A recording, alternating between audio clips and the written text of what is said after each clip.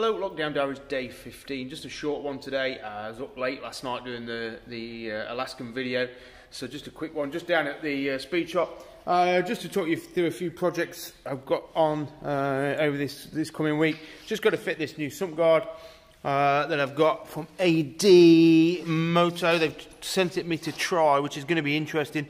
You know, typically with the Himalayan, I've not found that it needs really anything bolting onto it. I find it's got pretty much everything it needs, bar pannier frames, but you know, there's a few attempts to strengthen up the sump guard. This is one of them.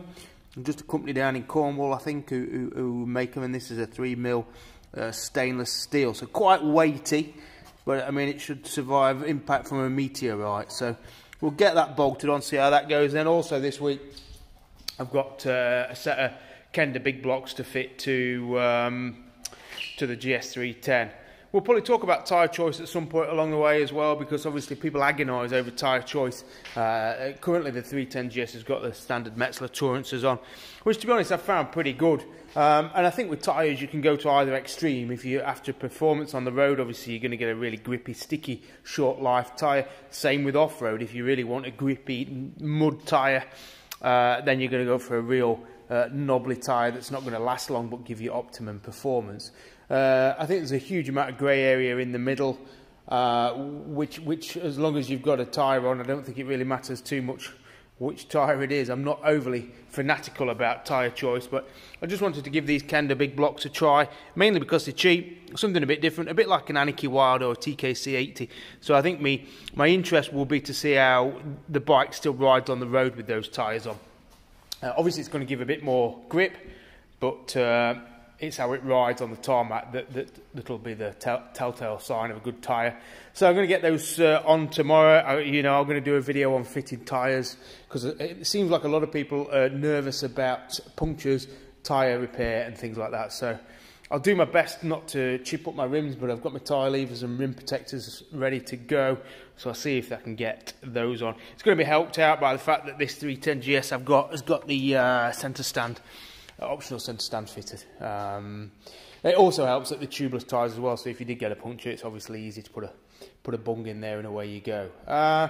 Other projects on the go, I've got some bits on order for the KTM 390 Adventure, simply because I think that bike does need a few bits to make it more adventurous, whereas the Himalayan pretty much comes ready to go with the centre stand as standard and the relative crash bars as such along the tank.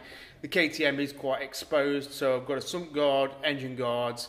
I've also got a remedy to those foot pegs that are slanted forward, so I've got some SW Motec foot pegs coming that'll hopefully level it out.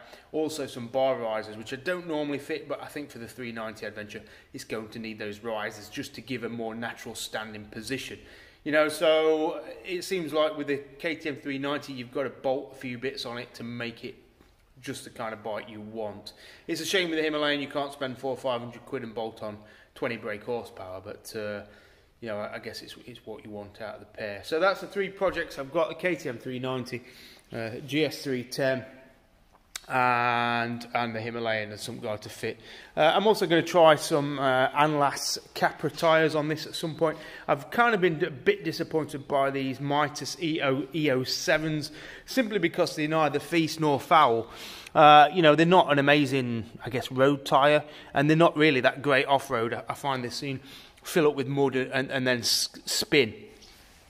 So I think if you are going to, and they're also difficult to fit because they're really stiff sidewalls. So for me, you'd either go for the EO9s for ultimate off-road grip, or stick to something like the Pirelli MT60s for when you're mainly going to be doing road work, simply because they're easier to fit. And they're just as good really in the dirt as these are. You know, maybe marginally more slippy than these EO7s, but yeah, these EO7s, not overly impressed, I've got to be honest.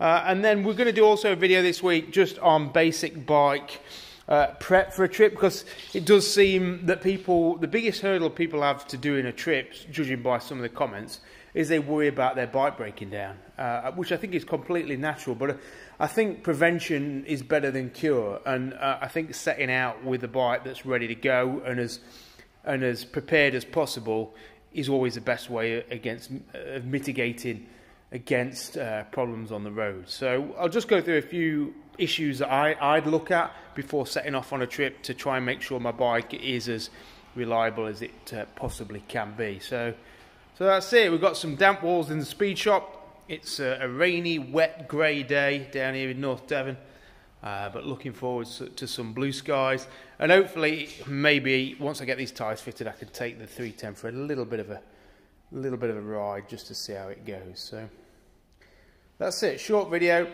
Hope everyone's well. Take it easy. Bye.